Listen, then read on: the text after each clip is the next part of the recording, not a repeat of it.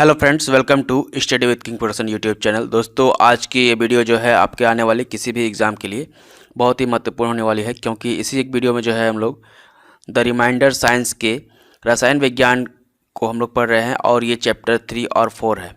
इससे पहले हम लोगों ने चैप्टर 1 और 2 को पढ़ लिया था और इसमें भी हम लोग चैप्टर 3 और 4 को एक साथ मर्ज करके पढ़ रहे हैं। तो गाइस, चलिए शुरू करते हैं। शुरू करने से पहले आपको बता दूं, इस चैप्टर 3 और 4 में जो है हम लोग पढ़ेंगे रेडियो एक्टिविटी यानी कि रेडियो सक्रियता, और सेकंड पढ़ेंगे हम लोग क्या चैप्टर 4 को आइसोटोप, आइसोबार और आइसोन्यूट्रॉनिक। तो यहाँ पर हम लोग पढ़ने वाले हैं समस्थानिक, समभारिक और समन्यूट्रॉनिक को पढ़ेंगे। तो ये दो चैप्टर को हम लोग मर्ज करके एक साथ पढ़ेंगे। तो गाइस, चलिए शुरू करते हैं। शुरू करने से पहले आपको बता दूं, अगर आप चैनल पर पहली बार विजिट किया है तो चैनल को सब्सक्राइब करके बेल आइकन को जरूर दबाएं, ताकि जब भी मैं कोई नई वीडियो डालूँ तो उसकी नोटिफिकेशन जो है सबसे पहले आपको मिल सके और आपको वीडियो खोजने की ज़रूरत ना पड़े। तो गाइस, चलिए शुरू कर लेते हैं इस वीडियो को ज़्यादा टाइम नहीं वेस्ट करके। तो दोस्तों, आज की इस वीडियो में यानी कि आज के इस पार्ट 2 में जो है हम लोग क्या पढ़ेंगे, हम लोग पढ़ने वाले हैं रेडियो सक्रियता यानी कि रेडियो एक्टिविटी। उसके बाद पढ़ेंगे हम लोग टॉपिक नंबर 2 क्या आइसोटोप, आइसोबार एंड आइसोन्यूट्रॉनिक यानी कि समस्थानिक, समभारिक और समन्यूट्रॉनिक, ये पढ़ेंगे। ठीक है, ये दो टॉपिक को हम लोग आज कवर कर लेंगे। यहाँ से जितने भी प्रश्न प्रीवियस ईयर में पूछे गए हैं सब आज हम लोग यहाँ पर पढ़ लेंगे। तो गाइस, चलिए शुरू कर लेते हैं। पहला जो टॉपिक है वो क्या है, रेडियो एक्टिविटी यानी कि रेडियो सक्रियता। तो देखिए, पहला प्रश्न है रेडियो सक्रियता की खोज जो है सर्वप्रथम किस वैज्ञानिक ने किया था। तो रेडियो सक्रियता की खोज जो है सर्वप्रथम किसने किया, मैडम क्यूरी ने, या आइसरीन ने, या आयरीन क्यूरी ने, या हेनरी बैक्वेल ने, या ई रदरफोर्ड ने। तो यहाँ पर देखिए, रेडियो सक्रियता की खोज जो है किसने किया था, हेनरी बैक्वेल ने किया था। ऑप्शन नंबर सी यहाँ पर राइट आंसर हो जाएगा। नेक्स्ट देखिए, रेडियो सक्रियता किसका गुण है। तो रेडियो सक्रियता जो है या किसका गुण है, इलेक्ट्रॉन का, प्रोटॉन का, न्यूट्रॉन का या नाभिक का। तो रेडियो सक्रियता जो है किसका गुण होता है, तो यह गुण होता है नाभिक का। ऑप्शन नंबर डी जो है इसका राइट आंसर हो जाएगा यहाँ पर। नेक्स्ट देखिए, किसी परमाणु के अस्थायी नाभिक में प्रोटॉन की संख्या होती है, कितनी होती है। तो अस्थायी नाभिक में प्रोटॉन की संख्या कितनी होगी, न्यूट्रॉन की संख्या के बराबर होगी, या न्यूट्रॉनों की संख्या के बराबर होगी, या न्यूट्रॉनों की संख्या से कम होगी, या इनमें से कोई नहीं। तो किसी परमाणु के अस्थायी नाभिक में प्रोटॉन की संख्या क्या होती है, उसके न्यूट्रॉन की संख्या से कम होती है। ऑप्शन नंबर सी यहाँ पर राइट हो जाएगा। नेक्स्ट देखिए, रेडियो सक्रियता की इकाई क्या होती है। तो आपका यूनिट जो है आपको मालूम होना चाहिए कि इसका यूनिट क्या होता है रेडियो एक्टिविटी का। तो या क्या ये कैंडला होता है, या फार्मी होता है, या क्यूई होता है, या एंगस्ट्रॉम होता है। तो देखिए, यहाँ पर जो है रेडियो सक्रियता की इकाई जो है क्या हो जाएगी, क्यूरी हो जाएगी। ऑप्शन नंबर सी यहाँ पर राइट हो जाएगा। नेक्स्ट देखिए, रेडियोधर्मी पदार्थ उत्सर्जित करता है क्या। क्या ये अल्फा कण उत्सर्जित करता है रेडियोधर्मी पदार्थ, या बीटा कण उत्सर्जित करता है, या गामा करता है, या इनमें से कोई नहीं। तो रेडियोधर्मी पदार्थ जो होता है वो क्या उत्सर्जन करता है, या मतलब क्या निकालता है, कौन सा किरण। तो ये निकालता है ये सभी यानी कि अल्फा, बीटा, गामा, ये तीनों किरण निकालता है, यानी कि ऑप्शन नंबर डी जो है यहाँ पर राइट हो जाएगा। नेक्स्ट है देखिए, अल्फा और बीटा की खोज यानी कि किरणों की खोज जो है किसने किया था। तो क्या ये डाल्टन ने किया था, या रोजंटन ने किया था, या रदरफोर्ड ने किया था, या विलार्ड ने किया था। तो अल्फा और बीटा किरणों की खोज जो है किसने किया था, रदरफोर्ड ने किया था। ऑप्शन नंबर सी यहाँ पर राइट हो जाएगा। नेक्स्ट देखिए, किस वैज्ञानिक ने गामा किरणों की खोज किया था। तो गामा को हम लोग लिखते हैं ऐसे, ठीक है, और अल्फा को लिखते हैं ऐसे, और बीटा को लिखते हैं ऐसे, ठीक है।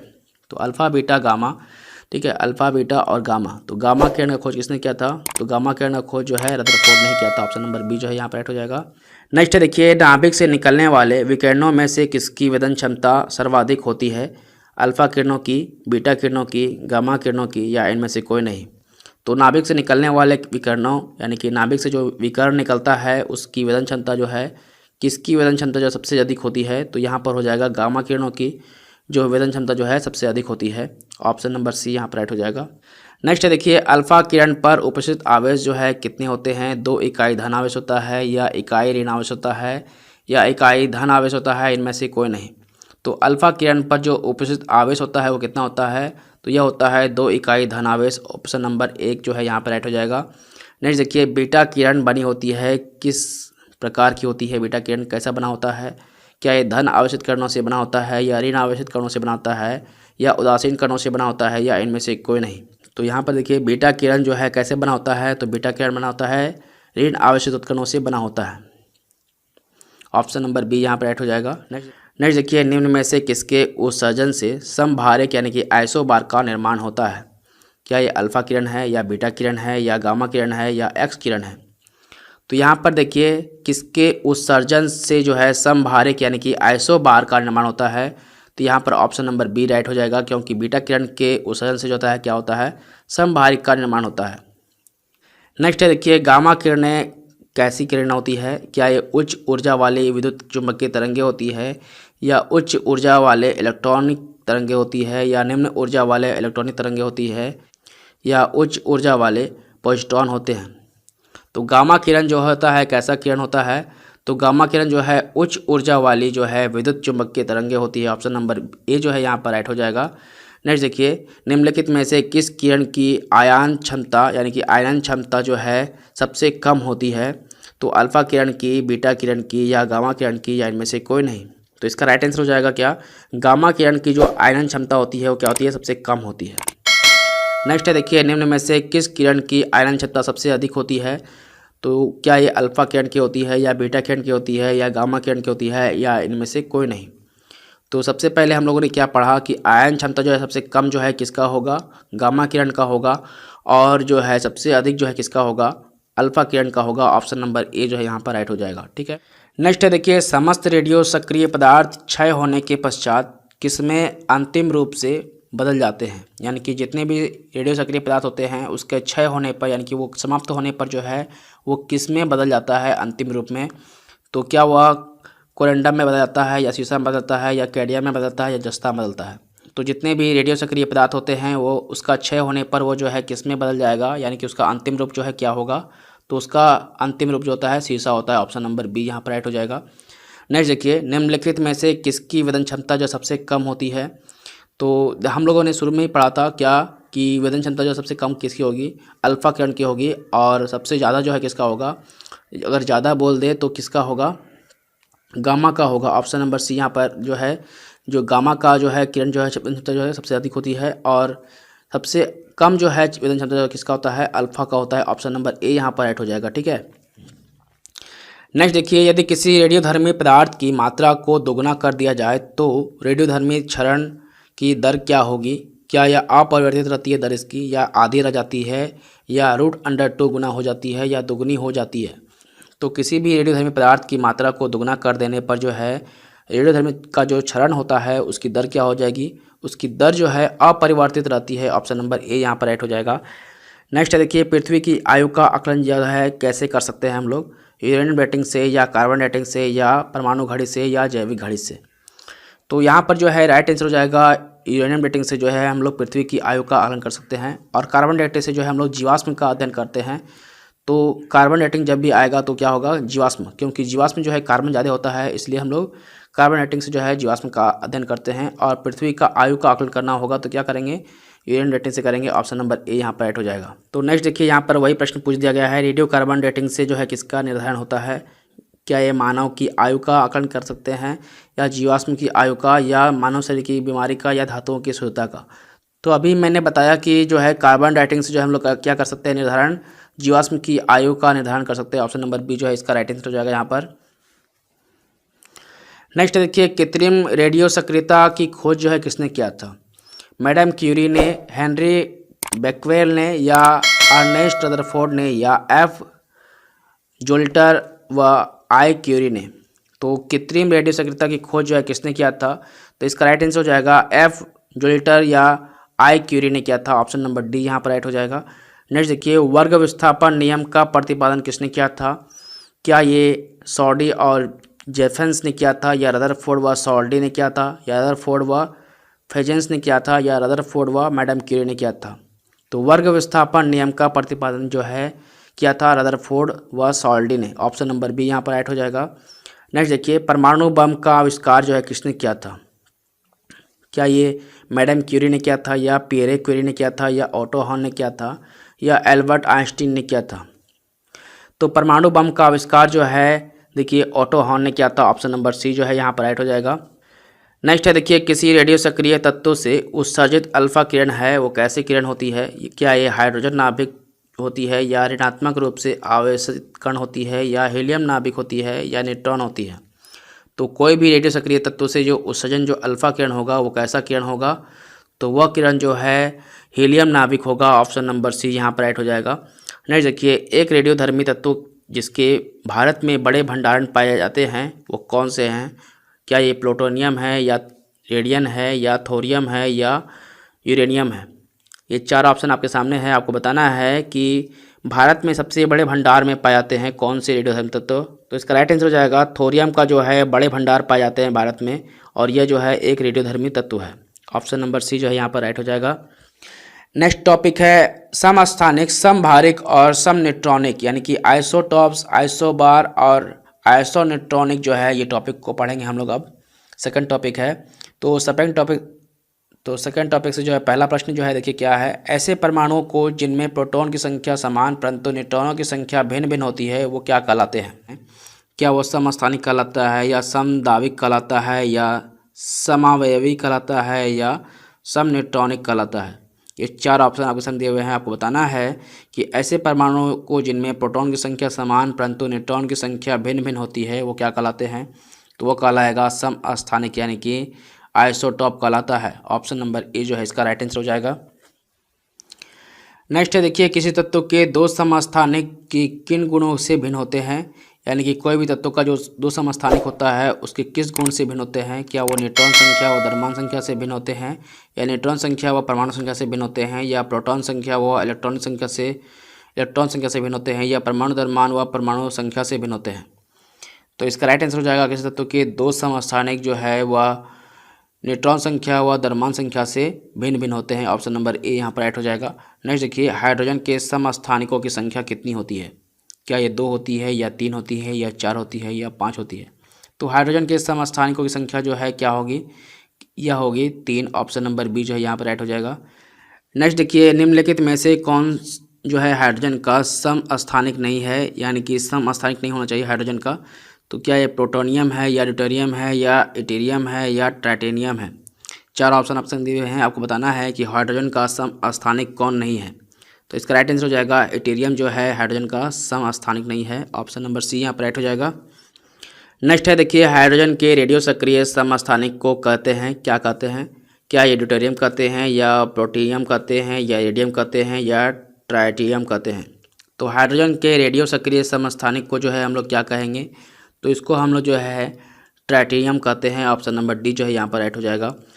देखिए यहाँ पर नेक्स्ट प्रश्न है देखिए, ऑक्सीजन का यहाँ पर देखिए सबका जो एटॉमिक नंबर है वो समान है, लेकिन एटॉमिक मास जो है वो भिन्न भिन्न है, 16, 17, 18 है। इसको क्या कहेंगे? क्या इसको समस्थानिक कहेंगे, या समघटक कहेंगे, या समदावी कहेंगे, या समन्यूट्रॉनिक कहेंगे?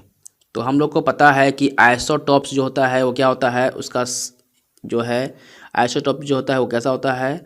वो होता है जिसका प्रोटॉन की संख्या जो समान हो परंतु न्यूट्रॉन की संख्या जो है भिन्न भिन्न हो। देखिए यहाँ पर प्रोटॉन की संख्या जो है समान है, 8, 8, 8 है, और जो है न्यूट्रॉन की संख्या जो है भिन्न है, 16, 17 और 18 है। तो ये क्या हो गया? आइसोटॉप्स हो गया, यानी कि समस्थानिक हो गया। ऑप्शन नंबर ए जो है इसका राइट आंसर हो जाएगा। ठीक है। नेक्स्ट देखिए, सर्वाधिक संख्या में समस्थानिक किस में पाए जाते हैं? तो सर्वाधिक संख्या में जो है समस्थानिक जो है किसमें पाया जाएगा? यूरेनियम में, या हाइड्रोजन में, या पोलोनियम में, या लेड में? तो इसका राइट आंसर हो जाएगा देखिए सबसे ज़्यादा जो है समस्थानिक जो है पोलोनियम में पाए जाते हैं। ऑप्शन नंबर सी जो है इसका राइट आंसर हो जाएगा। नेक्स्ट है देखिए, पोलोनियम के समस्थानिकों की संख्या कितनी होती है? क्या ये 15 होती है, या 17 होती है, या 23 होती है, या 27 होती है? ये डायरेक्ट प्रश्न आपके एग्जाम में पूछा गया था। देखिए पोलोनियम के समस्थानिकों की संख्या कितनी होती है? तो इसका राइट आंसर हो जाएगा पोलोनियम की जो समस्थानिकों की संख्या होती है, यानी कि आइसोटॉप्स की संख्या होती है, कितनी होती है? 27 होती है। ऑप्शन नंबर डी जो है यहाँ पर राइट हो जाएगा। आइसोटॉप्स मतलब क्या होता है? जिसका परमाणु संख्या समान परंतु न्यूट्रॉन की संख्या जो है वो भिन्न भिन्न हो। ठीक है। तो पोलोनियम का जो समस्थानिक है वो कितना हो सकता है? 27 तक हो सकता है। ठीक है, ये इसका राइट आंसर हो जाएगा। नेक्स्ट देखिए, चट्टानों की आयु ज्ञात करने के लिए रेडियो एक्टिविटी आयु आंकलन में किस समस्थानिक का उपयोग किया जाता है? क्या ये यूरेनियम का उपयोग किया जाता है, या प्लूटोनियम का, या थोरियम का, या कार्बन का? तो चट्टानों की आयु को ज्ञात करने के लिए जो है हम लोग यूरेनियम डेटिंग का यूज करते हैं, इसलिए जो है यहाँ पर जो है राइट आंसर हो जाएगा ऑप्शन नंबर ए, क्योंकि यूरेनियम का जो समस्थानिक होता है उसी के द्वारा जो है हम लोग यहाँ पर चट्टानों की आयु का आकलन करते हैं। नेक्स्ट है देखिए, परिसंचरण तंत्र यानी कि सर्कुलेटरी सिस्टम में रक्त के थक्के की स्थिति पर पता लगाने के लिए किस समस्थानिक का प्रयोग किया जाता है। यानी कि हम लोग कह सकते हैं जो हम लोग का सर्कुलेटरी सिस्टम होता है उसमें जो रक्त का जो थक्का बनता है उसका पता लगाने के लिए जो हम लोग किस समस्थानिक का प्रयोग करते हैं। क्या ये सोडियम 24 का उपयोग करते हैं, या कोबाल्ट 60 का, या आर्सेनियम 74, या आयोडीन 131 का उपयोग करते हैं। तो देखिए, सर्कुलेटरी सिस्टम में रक्त को थक्के की स्थिति में का पता लगाने के लिए जो है हम लोग किसका उपयोग करते हैं, तो इसका राइट आंसर हो जाएगा सोडियम 24 का उपयोग करते हैं। सोडियम 24 जो समस्थानिक होते हैं इसी का उपयोग करके जो है हम लोग रक्त में थक्का लग रहा है कि नहीं लग रहा है, यानी कि थक्का जम रहा है, यानी कि रक्त जमता है कि नहीं जमता है, इसका पता लगा सकते हैं हम लोग सर्कुलेटरी सिस्टम में। तो ऑप्शन नंबर ए यहाँ पर राइट हो जाएगा। नेक्स्ट देखिए, कोबाल्ट 60 जो है आमतौर पर विकिरण चिकित्सा यथा यानी कि कैंसर जैसे रोगों में प्रयुक्त होता है। क्यों? क्योंकि यह उत्सर्जित करता है कौन सा किरण? क्या ये अल्फा किरण उत्सर्जित करता है, या बीटा किरण उत्सर्जित करता है, या गामा किरण करता है, या इनमें से कोई नहीं। तो कोबाल्ट 60 जो है देखिए, जैसे कि कैंसर रोग होता है उसमें आमतौर पर जो है जिसको कैंसर होता है उसको कोबाल्ट 60 का जो है रे दिया जाता है, यानी कि उसी के द्वारा चिकित्सा होता है उसका। तो यह जो है कोबाल्ट 60 या कौन सा किरण जो है निकलता है कोबाल्ट 60 से, तो इसका राइट आंसर हो जाएगा गामा किरण निकलता है कोबाल्ट 60 में। ऑप्शन नंबर सी जो है इसका राइट आंसर हो जाएगा। नेक्स्ट देखिए, वैसे नाभिक जिसमें न्यूट्रॉन की संख्या समान परंतु प्रोटॉन की संख्या भिन्न भिन्न हो क्या कहलाते हैं। तो देखिए, वैसे नाभिक जिसमें न्यूट्रॉन की संख्या समान हो और प्रोटॉन की संख्या भिन्न भिन्न हो तो वो क्या कहलाएगा? क्या वो सम इलेक्ट्रॉनिक कहलाएगा, या सम भारिक कहलाएगा, या सम स्थानिक कहलाएगा, या सम न्यूट्रॉनिक कहलाएगा? तो वैसे नाभिक जिसमें न्यूट्रॉनों की संख्या समान हो परंतु प्रोटॉन की संख्या जो है भिन्न भिन्न हो वो क्या कहलाएगा? वो कहलाएगा सम न्यूट्रॉनिक कहलाएगा। ठीक है, तो सम न्यूट्रॉनिक से हम लोग क्या कह सकते हैं कि आइसो न्यूट्रॉनिक उसे कहते हैं। सम न्यूट्रॉनिक को क्या कहते हैं हम लोग? आइसो न्यूट्रॉनिक कहते हैं। ठीक है, तो जिसमें जो है न्यूट्रॉन की संख्या समान हो, यानी कि ऊपर में जैसे मान लीजिए ऑक्सीजन यहाँ पर 16 था और यहाँ पर 8 था, तो इसका संख्या जो है समान हो ऊपर में, और यहाँ नीचे वाला संख्या जो है ये भिन्न भिन्न हो, उसी को जो है सम न्यूट्रॉनिक कहते हैं। ठीक है, ऑप्शन नंबर डी यहाँ पर राइट हो जाएगा। नेक्स्ट देखिए, आइसोटोन होते हैं तो कैसे होते हैं आइसोटोन? समान संख्या में प्रोटॉन, या समान संख्या में न्यूट्रॉन, या समान संख्या में न्यूक्लियॉन, या इनमें से कोई नहीं। तो आइसोटोन जो है वो क्या होते हैं? आइसोटोन होते हैं समान संख्या में जिसमें न्यूट्रॉन होते हैं, वही कहलाते हैं आइसोटोन। नेक्स्ट है देखिए, क्रिप्टॉन 36, 86 तथा रिबिडियम जो है 37, 86 क्या कहलाते हैं? तो क्रिप्टॉन का जो है देखिए मास नंबर कितना है 86, और जो एटॉमिक नंबर है वो कितना है 36, और रुबिडियम का जो है एटॉमिक नंबर 37 और मास जो है 86 है। या क्या कहलाएंगे ये दोनों? क्या ये समस्थानिक कहलाएंगे, या समभारिक कहलाएंगे, या सम न्यूट्रॉनिक कहलाएंगे, या सम इलेक्ट्रॉनिक कहलाएंगे? तो इसका राइट आंसर हो जाएगा ये क्या कहलाएंगे? सम न्यूट्रॉनिक कहलाएंगे। ऑप्शन नंबर सी यहाँ पर राइट हो जाएगा। नेक्स्ट है देखिए, वे आयन जिसमें इलेक्ट्रॉनों की संख्या समान होती है वो क्या कहलाती है? सम स्थानिक कहलाएगी, या समभारिक कहलाएगी, या सम न्यूट्रॉनिक कहलाएगी, या सम इलेक्ट्रॉनिक कहलाएगी? तो इसका राइट आंसर क्या हो जाएगा? वे आयन जिसमें इलेक्ट्रॉनों की संख्या जो है समान हो वो क्या कहलाती है? सम इलेक्ट्रॉनिक कहलाती है। ऑप्शन नंबर डी जो है यहाँ पर राइट हो जाएगा। नेक्स्ट है देखिए, समभारिक में किसकी संख्या समान होती है? तो प्रोटॉन की संख्या समान होगा, या न्यूट्रॉन की संख्या समान होगा, या इलेक्ट्रॉन की संख्या समान होगा, या न्यूक्लियॉन का समान होगा? तो समभारिक जो होगा उसमें क्या होगा? न्यूक्लियॉन की संख्या जो है समान होती है। ऑप्शन नंबर डी यहाँ पर राइट हो जाएगा। नेक्स्ट देखिए, आर्गन 1840, पोटेशियम 1940 और कैल्शियम 2040 है, तो ये क्या कहलाएगा? समस्थानिक कहलाएगा, या समभारिक कहलाएगा, या सम न्यूट्रॉनिक कहलाएगा, या सम इलेक्ट्रॉनिक्स कहलाएगा? तो यहाँ पर दिया हुआ है आर्गन 1840, पोटेशियम 1940, कैल्शियम 2040, तो ये क्या कहलाएगा? तो ये क्या कहलाएगा? यह कहलाएगा समभारिक कहलाएगा, यानी कि इसका सबका जो है भार जो है समान है परंतु जो है एटॉमिक नंबर जो है अलग अलग है, इसीलिए जो है ये समभारिक कहलाएगा, यानी सबका जो है भार जो है समान है। ऑप्शन नंबर बी यहाँ पर राइट हो जाएगा। नेक्स्ट देखिए, निम्नलिखित में से किसके उत्सर्जन में समभारिक उत्पन्न होते हैं? क्या ये अल्फा किरण होते हैं, या बीटा किरण होते हैं, या गामा किरण होते हैं, या एक्स किरण होते हैं?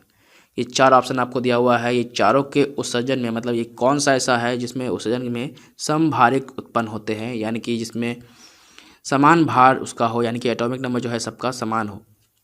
तो बीटा किरण में जो है उसका समभारिक उत्पन्न करते हैं, यानी कि बीटा किरण का उत्सर्जन से जो है क्या होता है, समभारिक उत्पन्न होते हैं। ऑप्शन नंबर बी यहाँ पर राइट हो जाएगा।